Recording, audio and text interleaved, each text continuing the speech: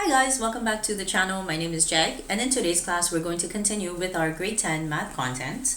With that, let's get started. What we're going to cover today is solving quadratic equations. Okay, so you noticed that before we were going through all of the different methods of how to factor the quadratics, and this is actually the reason why you need to know your factoring methods very well. Okay, so let's try some of the questions from the textbook here. Okay, so I'm going to put example. So say I'm solving this question and it says x plus 5 and x plus 2, okay, equals 0. Because I have to actually solve for these x-intercepts, I'm going to make the whole equation equal to 0, okay, and I'm going to make each of these components equal to 0. So if you notice here, we'll put an arrow. This is x plus 5, okay, equals 0. It's positive 5 here. I'm going to take it to the other side, and it's going to become negative. Okay, so x is equal to negative 5. Okay, so this is actually one of my x-intercepts. I'm going to do the same thing with the next one. So it's x plus 2 equals 0. Again, make sure you're taking the sign that is in front of the number. Okay, this is positive 2. I'm going to take it to the other side, and it becomes negative 2.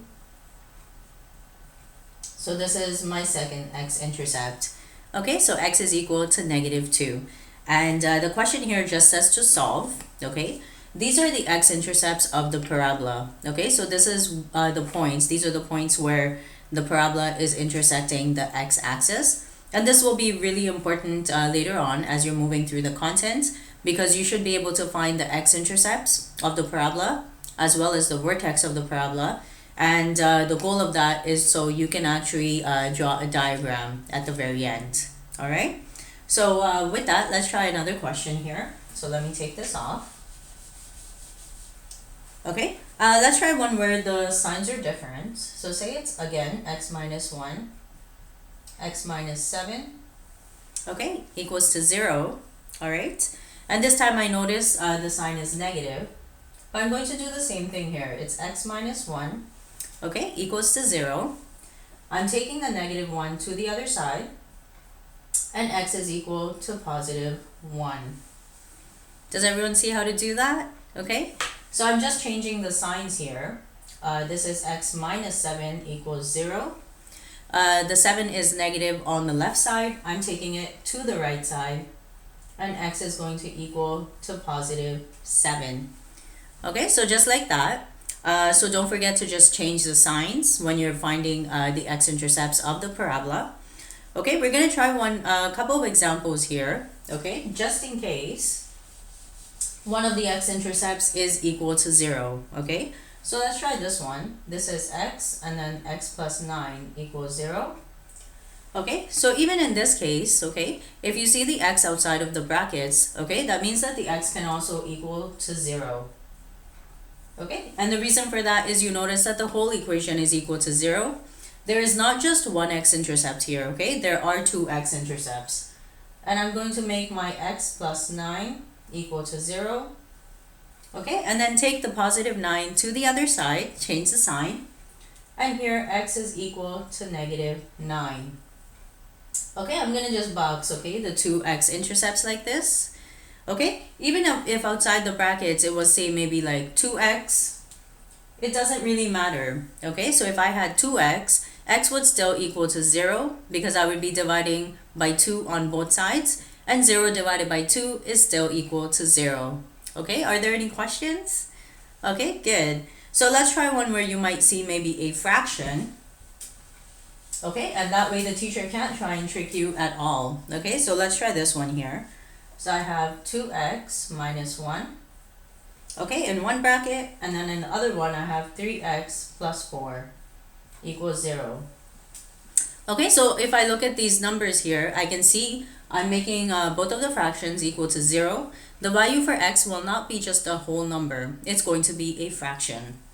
Okay, so let's try this one first. So I'm going to do 2x minus 1, and it's equal to 0 like this, okay? So make sure you do each step at a time, okay? I'm going to take this negative 1 to the other side. So 2x equals to 1. Okay, and then I'm going to divide it by 2 on both sides. Okay, so I'm going to do divided by 2. And the 2 cancels out. So this is the value for the x-intercepts. The x-intercept is 1/2 or 0.5. Does everyone see that? So I have to do kind of maybe 2 steps here. Okay, take the number to the other side. And then you're just going to divide on both sides by the number that you see in front of the variable, which is usually x. Okay, so let's try this one.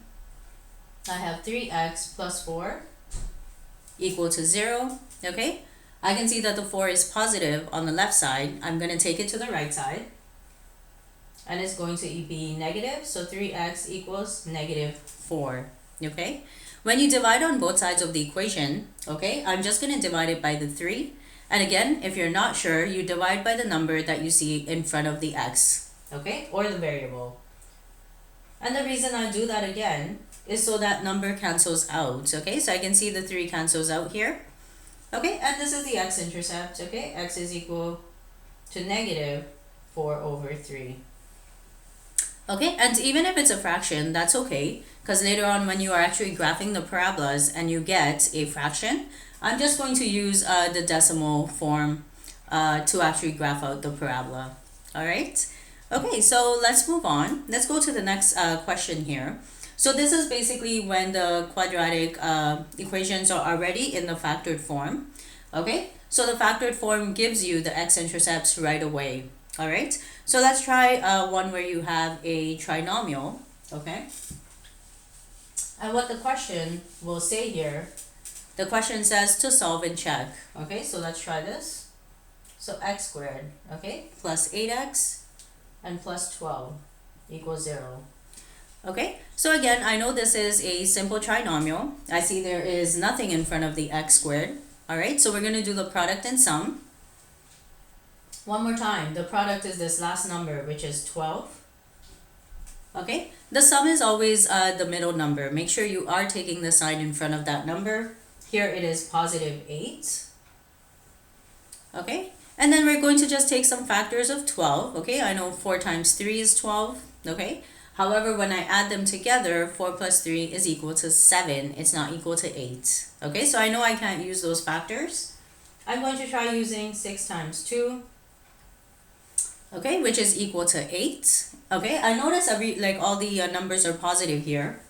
So the signs will not matter. And so 6 times 2 is 12. And 6 plus 2 is equal to 8.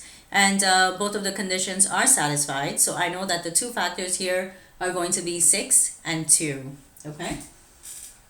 So we're going to actually show our work for this. So one more time, even if it's a simple trinomial, your teacher might allow you to just write out the factors. However, when it's a complex trinomial, I would make sure I'm doing this decomposition method just to show my work and make sure that I have the right factors. Okay? So with that, we're going to keep this first x squared the same. And then I'm just breaking down or decomposing my 8x, which is the middle term. Okay? And I'm going to decompose it into my factors. So I'm using 6 and 2. So plus 6x plus 2x. Okay, and the last term here, which is 12, we're going to keep that the same. Okay, does everyone see that? So again, I should, in the middle term, the middle step here, I should have 4 terms. I'm going to group them together. Okay, so let's just make a line here. I'm going to take out a common factor between the first 2 terms, so x, and I'm left with x plus 6. Okay, if you take out a number, make sure you are dividing both of the terms by that number you take out. Okay? Here there's 2 and 12. I can see I can take out the 2. Okay, so from the 2x, the 2 is left over. The 2 is taken out. The x is left over. Okay, and for the 12, I'm going to do 12 divided by 2, which is equal to 6. And the whole thing is equal to 0. Okay, so again, if I'm looking for my 2 factors here, I have what's on the outside. I see there's x plus 2. I'm going to just underline that. Okay. And the second factor is a common factor, which is inside the brackets. It's x plus 6. Okay, and this is equal to 0. All right, and so one more time, we're just going to change the signs here. Okay, so we're going to do x plus 2 equals 0. Okay, And usually you don't have to really show your work for this, okay? I'm just showing you so you know how to change the signs. And after you're comfortable doing that, you don't need to do extra steps for this, okay? We're going to take the positive 2 to the other side, so x is equal to negative 2. Okay, so I have my x-intercept there. Do the same thing for the other side, so I'm going to do x plus 6 equals 0. Okay, and I'm going to take this positive 6 to the other side, and x is equal to negative 6. Okay, and the question just says to find here, solve. So when you're solving, I'm solving for either the roots or the x-intercepts. All I need to do is find my two factors for the product and the sum. I'm using the decomposition method for this simple trinomial. Okay, and I'm factoring it out. And right after you factor it, you're just doing that extra step. I'm going to make it equal to 0.